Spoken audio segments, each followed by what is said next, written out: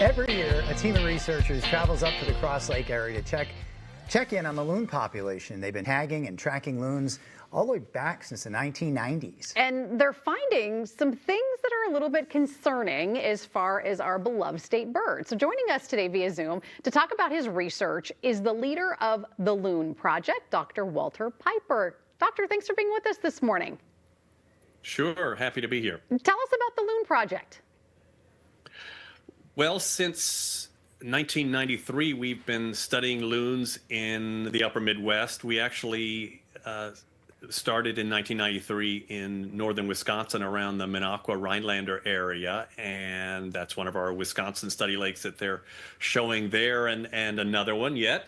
And we have been working since then chiefly marking loons, capturing them at night, and putting leg bands on them so that we can look at their survival rates and look at their reproductive patterns and look at their local movements and see how successful they are defending their territories. And we even banned the chicks so that when the chicks come back at age 2, 3, 4 years old, we can observe them in the process of establishing their territories. So where are you now in the process of this trip? So well, let's see. So we have two study areas now. The one that we have here in Crow Wing County, Crow Wing and Cass counties, has been going since 2021, and we're in the process. Loons are incubating. Most of the pairs are on nests, and we are in the process. I'm training my new field techs. When the weather permits, and it's been tough lately. Yeah, we were out this morning. It seemed like a lot better than yesterday and the day before. For sure. So we're just getting them familiar with how they can recognize the bands on the legs. Here, there are photos of us putting the leg bands on, and so that's what we're doing now, and we're trying to see which of the birds that we banded in previous years has returned. And so one critical piece of information we get from banding the birds is what the survival rate looks like each year. And so we have to have the birds marked to do that. And so some of your research is showing what? I mean, you've been studying these birds for decades now, and research is showing that while you're banding them here, not all are returning? Well, inevitably, not all of them return. Of course, there's some mortality. Loons are long-lived animals, and they live up to. It looks like some of them live up to 40 years old. Wow. And some of them, we have a lot of them in our study area in Wisconsin, where we've been going since the early 90s, that are in their 20s and 30s. So that's routine for birds to live that long. And so yes, we get lots of good information about return rates.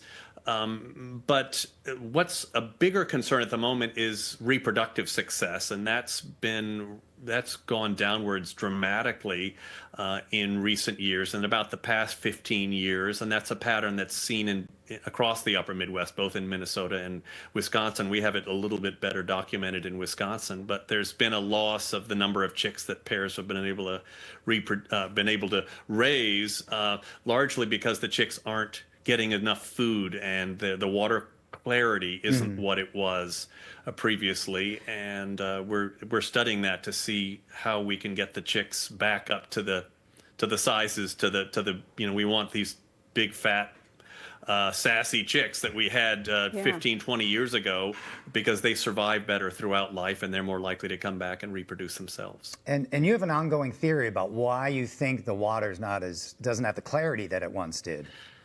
Well, we have a couple of hypotheses. I want to stress that we don't know yet. We know that there are a number of factors that can make water less clear. One of them is just turbulence and organic matter suspended in the water. And of course, wake boats and boating activity in general is a concern there, that they stir up matter on the nutrients and that should be on the bottom of the lake and make the water more turbid and less clear.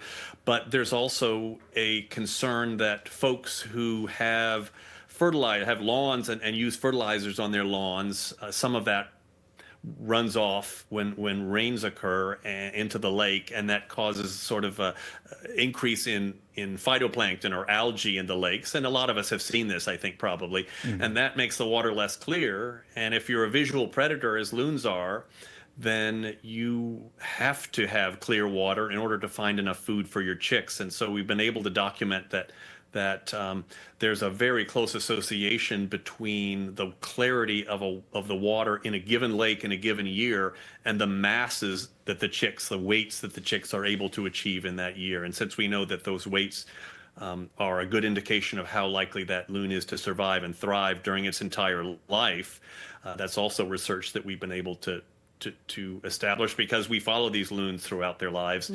We know that water clarity is something we need to work on and try to improve. So what does the future look like? How do you work on that? Where do you go with this information from here? Well, if we can determine that it truly is something like fertilizers that are washing into lakes, it becomes a lawns versus loons situation, or at least a fertilized lawns versus loons situation. And people have to make some hard choices.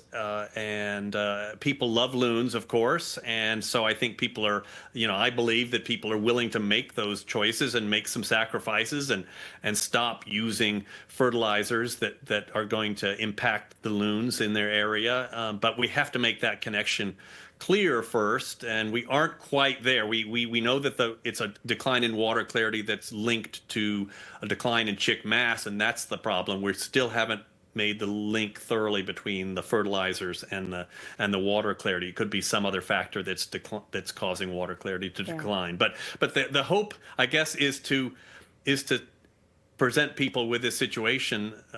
Tell them the water clarity is declining. What can we do about it? And are they willing to make some changes and some sacrifices to bring about clearer water? Yeah, have that conversation. The research continues. Dr. Piper, we appreciate your time this morning. Thank you. Sure, thank you. If you'd like to learn more about the Loon Project and how you can help the researchers, you can head to our website, minnesotalive.com. We'll be sure to post a link there for you.